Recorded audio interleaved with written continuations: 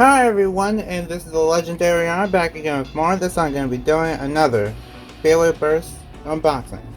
This is going to be for Soul Balkesh. As you can see, the part names are actually in orange this time, which is pretty unique.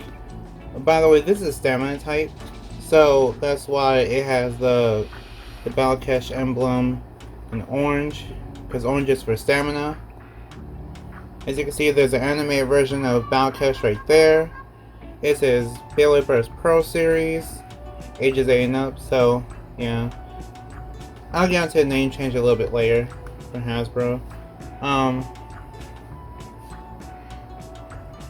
So we have the parts. It's a left spin and stamina type, and as you can see, the stats are mostly towards defense? Why defense? Yeah, it's mostly towards defense and stamina. And for the gimmicks include giant surface, which is weird, and friction reduction. Yeah, these names are really weird as always. Anyway, let's get on to the unboxing.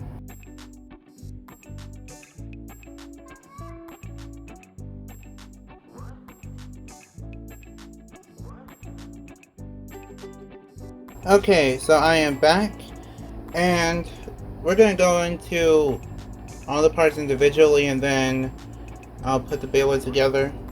As you can see right here, I never really done the unboxing for Pro Series, but if you want to know where the stickers are, they're actually right here, and the instruction manual. I think these look pretty nice. We'll see how it looks. We'll see how it looks when I do my battle videos at least. Move those to the side. It comes with a live spin launcher, and is normally used for. Was used for launching Beyblades on left spin. But on top of that, it's actually pretty hard to find on the Takara Tomy. I think I have to buy some releases that were left spin, but not all releases have this type of launcher. So I think it's kind of rare. I'm glad that Hasbro was able to make this one. Now the layer is Soul Balkesh, and I can't really see any of the details, but the eyes are actually blue, which is weird. It's really strange seeing a Beyblade that looks like this, especially without the stickers on. But anyway, they changed the layer base's name. It used to be Naked under Takara Tomy, but then they changed it to Soul. I guess it does sound better. It sounds a lot better for sure. But that's a little bit of a background information on it. Then here are the teeth. Apparently these teeth aren't reinforced, but the other ones are. But we'll see what happens. Also, these teeth are known for not being the best on the Takara Tomy, so we'll see how this works under Hasbro. The disc is called Paradox. I know that Hasbro doesn't mention these things, but the disc is called Paradox. I have to kind of remember it myself. But Paradox has a really interesting shape. And it even has these two special tabs there too, just to show you that's a unique disc. But this disc actually has a gimmick to it. The gimmick only works with the Soul layer, but we'll get into it after I put the Beyblade together. But yeah, there's actually two modes to it.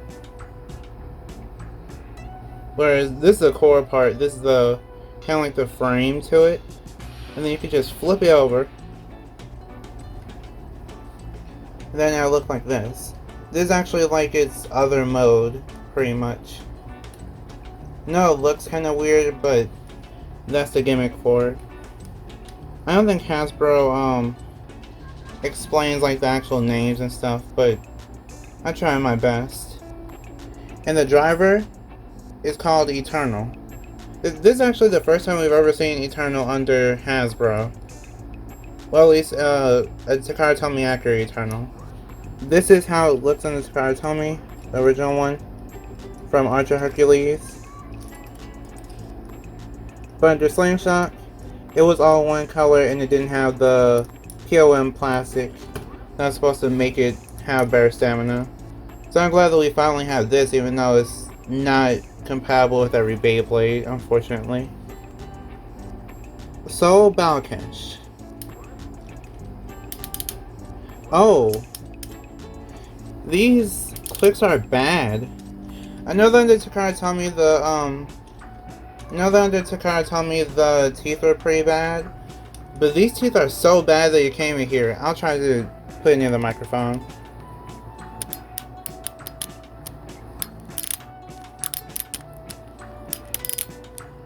Yeah, they're not that loud at all either. So, yeah, that's kind of concerning. But the main gimmick to this is that the disc actually goes with the layer base. What I mean is that the sole layer base can only fit inside of the shape of the Paradox frame. It's meant to be like this to kind of, I guess, increase burst resistance and to also increase stamina. I'm not too sure how well it works, but as you can tell, when it gets to a certain point in the clicks, it will eventually turn into a perfect circle. And whenever you flip it over, it goes like this. And this is how it's supposed to be for all the other Beyblades that can't fit the Paradox frame. I know it seems weird, but that's how it's meant to be. That's how it's set up to be. Okay, we're gonna be doing this battle. I think I'll just battle against like 3 Pro Series Beyblades and then in the video. Like just one round against these 3 in particular. Then I'll end the video. 3, 2, 1, let it rip.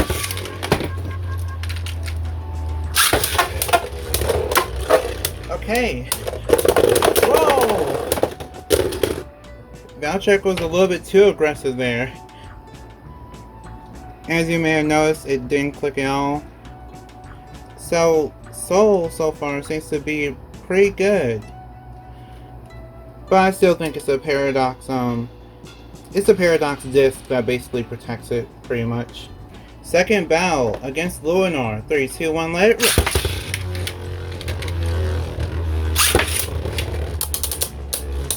Okay, this will be pretty interesting. Probably a slow battle too, but interesting.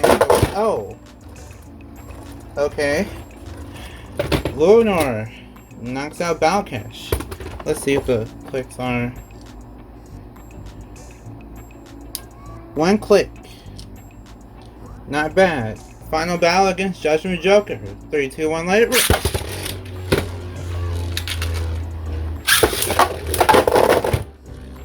Oh. Okay. Okay, so, yeah, that last battle just ended in a KO. So what do I think about Solo Balkesh? Well, from the 3 battles I just did, I feel like Solo Balkesh is kind of nice. I'm not really too sure about my thoughts, because I only did 3 battles, of course, but out of those 3 battles, I could tell that is really just like a stamina type that has a nice amount of defensive capabilities. And for me, the only really recommendation I have is to probably take Luinor and switch out the Balkesh chip for Luinor. And then it should have a lot more burst resistance. Either that one or Spryzen. Either that one or Spryzen. Because the burst resistance on Balkesh itself is actually pretty weak. If you switch up and put on a different left spin chip, then it'll basically have more burst resistance and last longer. And it definitely won't burst even after a few hits. So while this Beyblade is strong, I feel like this Beyblade is mainly for collectors and people that want Beyblade for fun. I can't really say that this is too competitive because when your Beyblade is really weak and has the potential to just burst easily. Yeah, I don't think that's a good Beyblade at all. I guess we'll see if my opinion changes while I'm doing some Beyblade battles, like in different videos. But as of right now, I feel like Soul Balkesh is kind of lacking in the burst resistance area. And those are my thoughts on Soul Balkesh. So, like if you want, share if you want, and subscribe to become a legend in the making. See you next time, bye, and we are proven to be legendary.